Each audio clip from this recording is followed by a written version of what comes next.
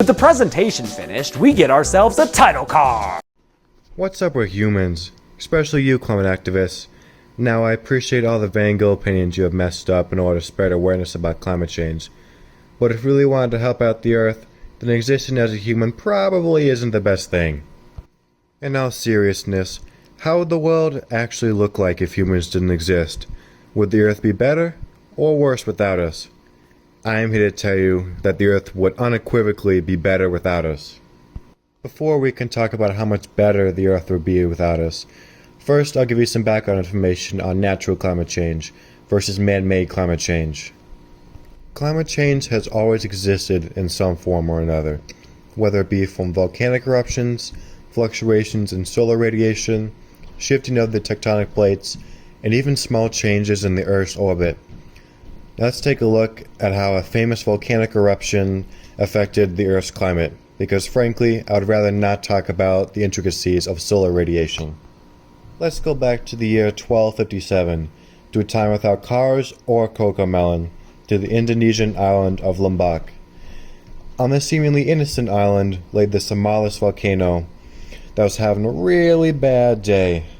Now, usually, when you think of a volcanic eruption on an island, you'd think the damage would only affect the island, right?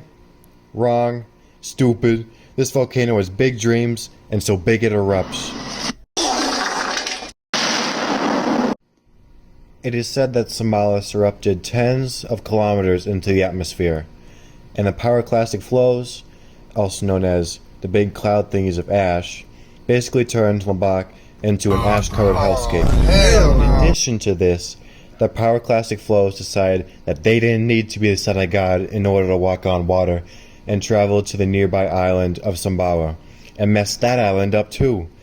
The large amounts of ash spewed into the air by the eruptions rained down like Santa falling through an unclean chimney, and ash settled as far as 210 miles from the eruption site. Now, I can already see the 13th century European nobles' feudalism guts wobbling at the thought of them not at all being affected by this eruption.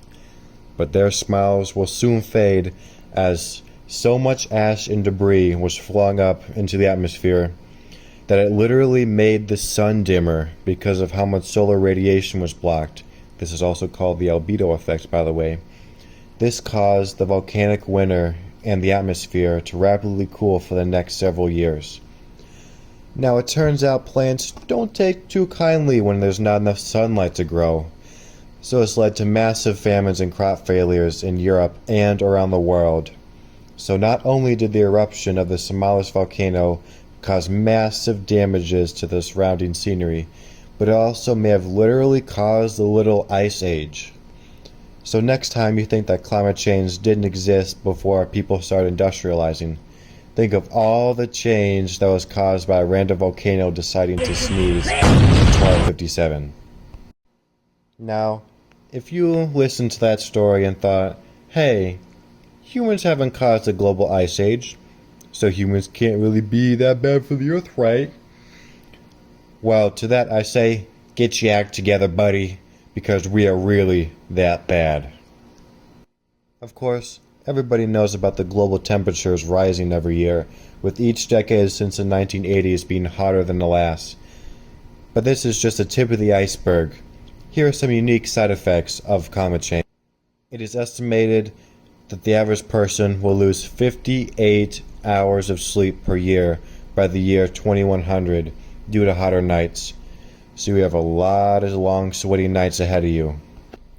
Due to the increasing temperatures in oceans, less low-lying clouds are forming above the eastern Pacific Ocean, meaning less sunlight is reflected back into space.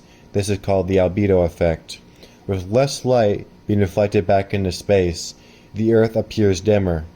So if anyone ever calls you the little ray of sunshine, just know that scientifically, they're wrong. Since climate change is making spring much warmer and longer, more and more pollen is picked up and spread around, making people with allergies even more miserable. That's why 2024 is going to be the world's sneeziest year to date. So now I've listed some tomfoolery caused by chucking carbon into the sky. let's see how much better the Earth would be if humans suddenly didn't exist. For this hypothetical, we are going to pretend that the entire human race can fit into New York City, because that is a city I could find a source on.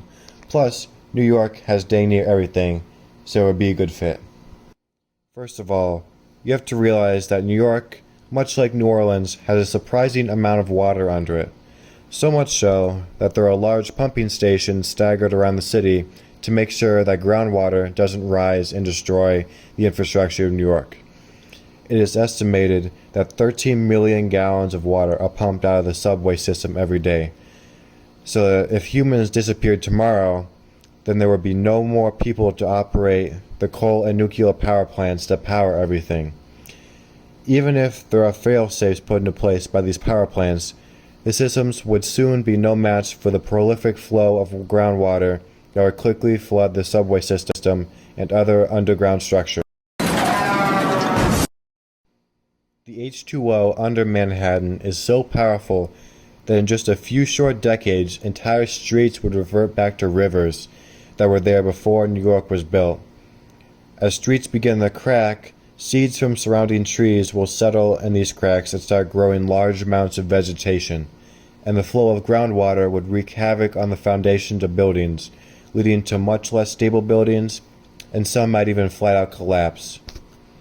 Around 100 years after humans disappear, nearly all houses in New York will have their roofs cave in. And 300 years after humans disappear, all the suspension bridges in New York will collapse.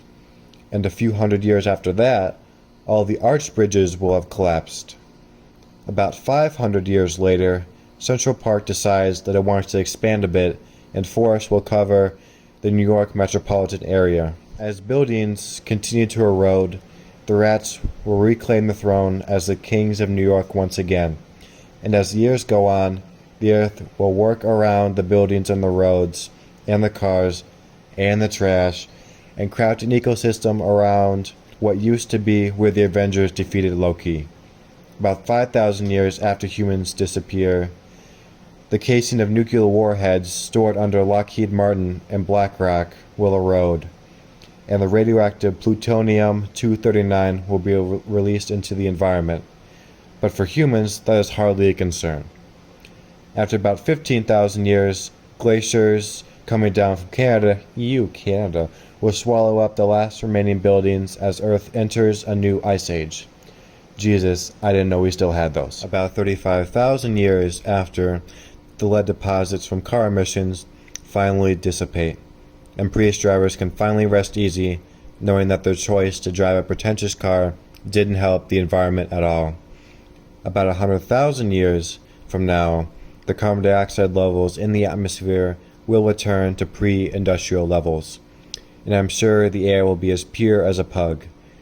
About 10,000 years after humans disappear, the only remnants of the human age will be statues, such as the Bean, and what's left of the Jackie Robinson statue that was stolen. Poor Jackie, he didn't deserve that. About 5 billion years after humans disappear, the dying sun will engulf the Earth and the surrounding planets, vaporizing much of the solar system. Lastly, trillions of years after humans disappear, fragments of broadcasts, such as the Twilight Zone, will still be traveling through space. So maybe trillions of years from now, aliens will finally get to see Family Guy funny compilations. So, if after listening to this, you still have the urge to protect Earth, let me send you off with a few words from comedian George Carlin. The planet is doing great. It's been here 4.5 billion years. Did you ever think about the arithmetic? Planet has been here 4.5 billion years. We've been here, what, 100,000? Maybe 200,000? And we've only been engaged in heavy industry for a little over 200 years. 200 years versus 4.5 billion. And we have the conceit to think that somehow we're a threat? that somehow we're going to put in jeopardy this beautiful little blue-green ball that's just a-floating around the sun? The planet has been through a lot worse than us. Been through all kinds of things worse than us. Been through earthquakes, volcanoes, plate tectonics, continental drift, solar flares, sunspots, magnetic storms, the magnetic reversal of the poles, hundreds of thousands of years of bombardment by comets and asteroids and meteors, worldwide floods, tidal waves, worldwide fires, erosion, cosmic rays, recurring ice ages, and we think some plastic bags and some aluminum cans are going to make a difference?